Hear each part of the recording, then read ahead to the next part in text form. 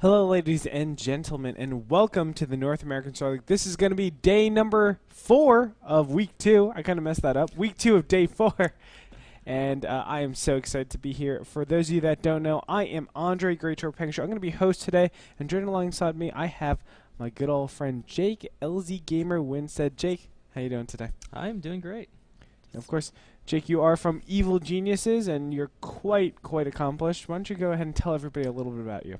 I've been on Team Evil Geniuses since the beginning of pretty much... There Time? was a Starcraft division Yes. on Team Evil Geniuses. I am a professional Zerg player. Kind of just switched to Zerg a couple months ago from Terran. I'm also one of the pioneers of streaming back in the day. Back in the Brood War days. Brood War days, right. It was all the way in like 2007, 2008, something like that. Yeah, 7, I believe. Yeah, 2007. back in the day when everybody used live stream. Yeah. Thankfully, Twitch TV came to the rescue. Oh my goodness, those are some bad times. That's for sure. That's for sure. But nevertheless, you know, I'm so happy that you are here. He's been with us the whole week, and he will be here for tomorrow as well. So if you haven't checked that out already, go check it out. You can go to the VODs. If you want more information about that, it's www.nasl.tv. And if you're interested, purchase the HD pass. What it entitles you to is to watch everything in 1080p. Right now, some of you are watching in 360p. Most of you though are watching in 1080p, and it's a great life decision, I have to say, because not only do you get to see our handsome faces at 1080p quality, you also get to see Starcraft, which is, I'm sure, some of the reason why you came here. Yeah, I mean, probably the reason. Probably. Probably. And of course, VOD access plus the commercial-free experience with that HD pass. It really is a great package and helps support us. And again, it's just amazing to see. I don't know, to see us. I guess. To see us. Yeah. I guess. We'll just be thinking. I didn't want to be or excuse me. I don't want to be modest. You didn't want to be modest. No, I didn't want to be conceited with that. But okay. There's no other way to put it. There's no other way to put it. But yeah, definitely go check it out, www.nasl.tv. You can also find out more information on Facebook and Twitter, facebook.com/Twitter. Nope. Facebook.com/NASLTV, Twitter.com/NASLTV. Again, a huge thanks to everybody out there that has supported us through Season 1, Season 2, everybody that's really put in the time to give us that constructive criticism, give us that feedback, and you've been doing that, sending emails to support@nasl.tv, and we read everything, and I mean everything, from all the good, all the bad. There's not that much bad, though. Yeah, mostly good. Mostly good, but you know what? Please go ahead and send that in.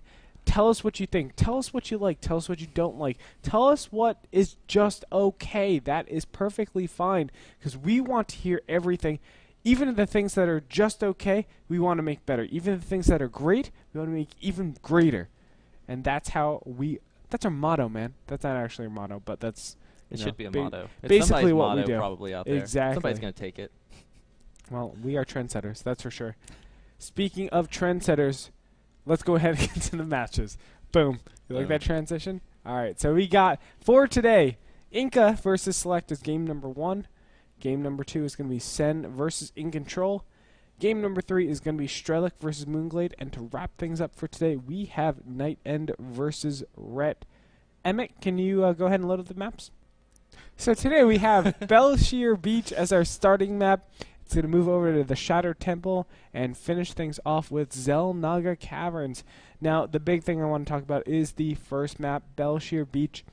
We were talking that Moonglade, you know, has a good ZVT. I feel that if he really utilizes his good understanding of that matchup, he will have a great start off on BEL'SHIR Beach. Yeah, I think BEL'SHIR Beach is a great Zerg map in general. So any Zergs in today's roster is going to have, in my opinion, an advantage, because the first game is so important. There's a lot of stuff that can go on that, but BEL'SHIR Beach in particular, I mean, we say it's a little bit of a Zerg map just because of the very long rush distances and tons of expansions. And of course, Zerg is the reactive race, I would say. Yeah, definitely. They like to just react to their opponents. Now, they have a lot of time for their opponents to traverse the map, a lot of time to just get around places. Then obviously they have the ability to react in time for anything to come, and they can optimize everything about their race. Yeah, there's also great places for like overlord placement on that map that some maps just don't have. But that map is one of the maps where you can actually put an overlord, like there's a little bitty like plateau or whatever right outside their natural, so you can actually get a count of units that leave the base. You get a count of units that, if they're going for a fast expand, you can see the timings of buildings that go up in a Zerg versus Protoss. So there's just a lot of stuff that goes into that map. Yeah, it's really, really cool. Of course, there are options for Terran and Protoss. Definitely. You can do a lot of drop harass. We've seen drop harass coming out from multiple players. I mean, White Raw is going to be the best example of drop harass from Protoss. Let's say even Select might be the best example as a drop harass. He's looking good. And, speaking of Select, we're actually going to see him today in a Terran versus Protoss. Yes, we will. That's going to be really, really cool. Select last week took out Sen, which is no small feat. That looked absolutely amazing. I'm sure you saw all of his drop micro and all of his micro. He is looking so strong. I can't wait to see how he does in the rest of the season. I know after talking with him, I know I'm straying a little bit. I know after talking with him, though, he said, I trained so hard for BlizzCon, and I got first place. Well, it showed. Exactly. It showed. Exactly. So, BEL'SHIR Beach is going to be a great map. Then we're going to be moving over to our next map, which is going to be the Shattered Temple. And what a great map for our second map. Yeah, it's a great map. It allows for some early, not really early game aggression so much, but it allows for still, it's a wide open area at the natural. So we do see sometimes Terrans will try to still go like 2 racks type pressure and stuff like that. Also, it's a macro map. If we're going to see any map in today's map pool be split in half, this is going to be the map. Yeah, split in half and like not have one player just dominate over the other. We a lot of times see this going to 4, 5, 6 base. What really comes to mind is going to be Chef versus Rainbow last season, where it went into like an hour and something long. It was just the marathon run for both of those players. And you know what? That's the kind of stuff that we really, really see, and we love to see that kind of stuff because it really, really shows the great play coming out of both those players. I mean, being able to operate off of 4 base, off of 5 base, off of 10 gas, I should say. It's scary for both sides. I mean, you see Zerg. Once they get 10 gas, it's like Broodlords, Ultras, Infestors, like the Queens are transfusing. Like, it's just madness that goes on. And then you see Terran with, Mass Ghosts, Vikings, Siege Tanks, Thors, Mass Marines, bunker upgrades. Dropping at like 6 locations. Yeah. I mean, it gets absolutely crazy. And I love this map. I also like it for the fact that you can play so many different styles to get to that end game or get to that mid game. Taking quick gold expansion, taking quick 3 bases, whatever it might be. It's so, so strong. And you know what? I'd be surprised if we didn't see macro maps from all 4 of these players. Yeah, I think every player is going on the Shattered Temple with the mindset of, hey, let's make this a macro game. Exactly. I'm just going to defend up. I'm going to grab my 3rd, and just play it from there. To where on a lot of maps that's not the case. That's not what that people play for at all because there's so many other viable options. But on this map, I think that's the safest route to take. I agree. So looking forward to the Shattered Temple. Of course, we're going to be wrapping things up on Xel'Naga Caverns. Xel'Naga Caverns, kind of an interesting map. I mean, it's been used forever. Probably it's been the around shortest. Forever. Now it's become actually the smallest map, which is really, really crazy. Are you really? I think so. It's become the smallest map in our entire map pool. Interesting, I right? did not know that. Yeah, interesting. But I would really say this is another map where you have a high probability of splitting the map. You usually go to 3 or 4 base to split the map. Yeah. A lot of times, both players are going to go for the gold expansion. We've seen Zerg just do this new style recently where they're not going to mutas anymore. They're just sticking roaches and Zerglings, especially against Terran.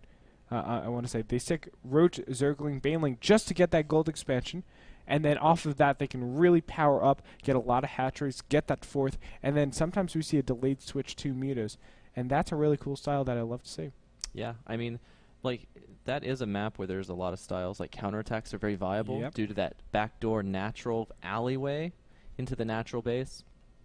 Also, it's really wide open. So in Zerg versus Protoss, for example, it's really hard for Protoss just to go for a fast expansion. There's so much more territory has to cover. But, we still see Protosses pulling it off. Protoss can still fast expand without any problems. But sometimes, and that's just the way Starcraft is. You know, sometimes it might not favor a build, but players can still use the build to its fullest potential. It's really, really cool to see. And the best part I like about Zeldon Caverns is that everybody goes here knowing already what they are going to do. Everybody goes to this map having this really, really refined build that we see so many times from, let's say, the Korean scene.